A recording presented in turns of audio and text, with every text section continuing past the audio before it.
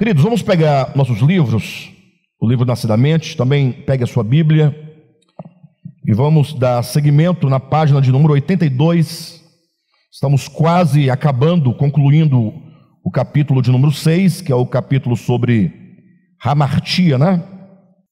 E uma coisa importante que eu gostaria de dizer aos irmãos, antes de nós entrarmos aqui propriamente no que estamos falando, é sobre uma necessidade que nós temos, me parece urgente, né?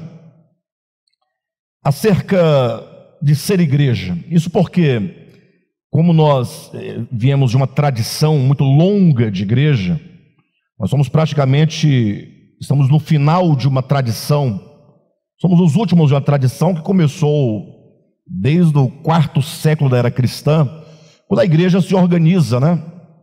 E, lógico, o ato da igreja se organizar não é em si mesmo negativo, porque nós nos organizamos porque o próprio ser humano ele tem esse aspecto de se organizar em polis, civitas, cidade, grupos, né? E a igreja não deixa de ter esse aspecto que carece de uma certa organização.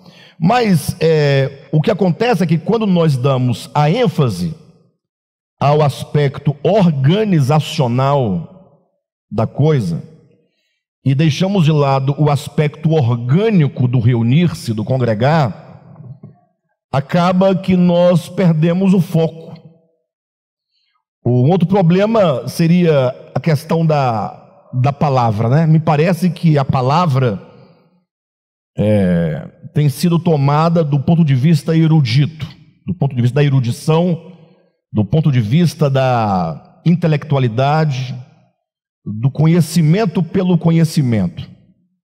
E eu já falei aqui várias vezes para vocês sobre o capítulo 6 do Evangelho de João, e é um capítulo, ao meu ver, tremendo. Eu imagino que nós precisamos ler aquele capítulo dezenas de vezes e quantas vezes for necessária para que possamos assimilar o cerne daquela mensagem, porque ali Cristo ele apresenta basicamente 3 temas importantes, né?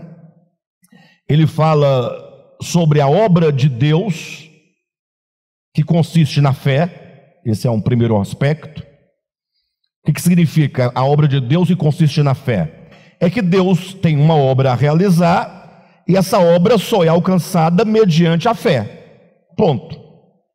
Mas cuidado, quando eu falo de erudição e de dogma e de doutrina, eu quero dizer que é muito fácil tomarmos esse tópico da fé e transformarmos num conteúdo intelectual de estudo acadêmico e começar a querer compreender intelectualmente, com profundidade, com erudição, aquilo que é orgânico, né? Então, por exemplo, para vocês entenderem o que eu estou dizendo, a comunicação, a fala é uma coisa muito orgânica. Uma criança, tal logo ela nasce, ela é inserida num ambiente orgânico, fraterno, de amor, de carinho, de cuidado, de comunicação, e logo ela está o quê? Falando, se comunicando.